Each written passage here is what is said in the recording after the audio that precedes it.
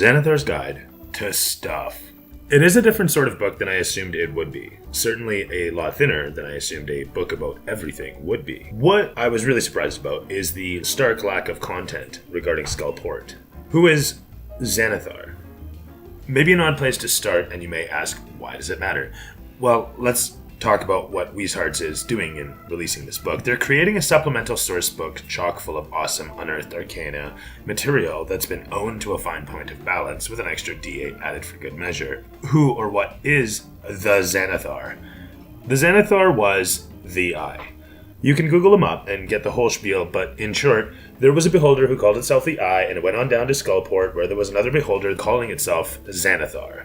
The Eye pulled some strings and ambushed and killed Xanathar, taking his holdings and claiming to be him, explaining that Xanathar was just a title and he was now the Xanathar. Over time, that Xanathar was killed by paid adventurers, or mercenaries, and another beholder took its place. So, you ask again, why does any of this matter? Xanathar was a number of beholders, all of which were responsible for operating a massive Thieves Guild network from the underworks of Skullport. The book, Xanathar's Guide to Everything, is a general compilation of character options, skills, class and race feats, a handful of new magic items and spells, and a whole lot of tables for generating encounters and names. Like, a lot. And my point, Xanathar's Guide to Everything has zero content related to thieves guilds, organizations, evil or otherwise, how the business models of the underworld function across the world of Faerun, and instead is full of generic sourcebook information. This book could just as easily have been titled Unearthed Arcana Compendium 1. Naming this the book of everything and then relating it to general character options instead of focusing it on things that interest Xanathar is an odd maneuver because it's ancillary bolt-on game content and nothing to do with Xanathar at all. Ultimately, they'll need to release another of this book. Another book that compiles a whole lot of their excellent UA material into a book that I can buy to support their work. What are they going to name that? Xanathar's Other Guide to More of Everything?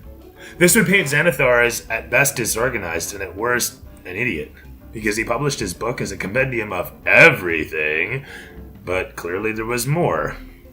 Approximately 10% of this book is random generation tables for rolling up names and encounters. If we include tables that organize magic items, which oddly do not include items from supplemental materials but only the DMG, and tables from the additional backgrounds and other character detail options, barbarian, totems, tattoos, etc., we see a lot of tables provided for mostly flavor.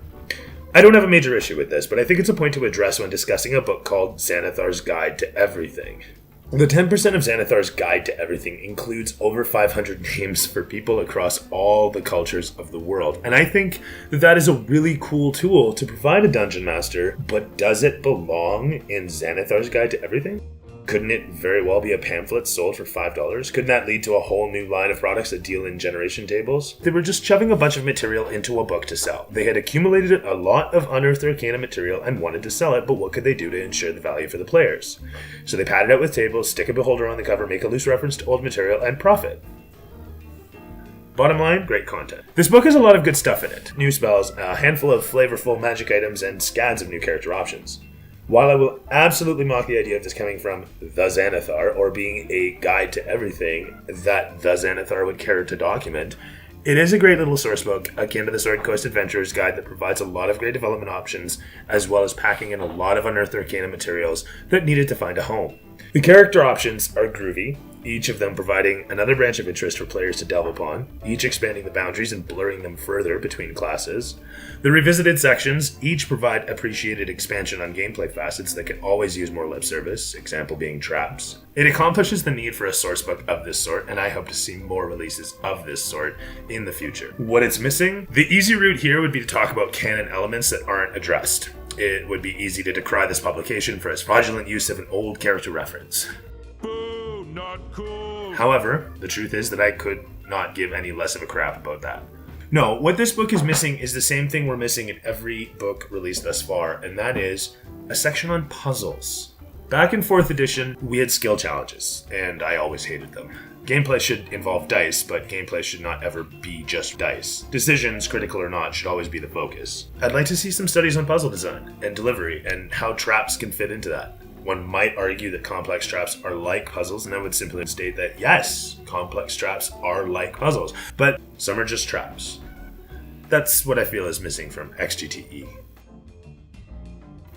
Thanks very much for watching. I hope you enjoyed the video. I really do enjoy the book, and if you are running a study game, be it digital or physical, you should grab a copy of the book. It does have just a slew of great source material in it. I would highly recommend it. Be sure to like, subscribe, and of course, leave a comment below talking about what you like, what you hate, what your favorite part, and what you like the least about my videos is. And may your 20s always land on 20s.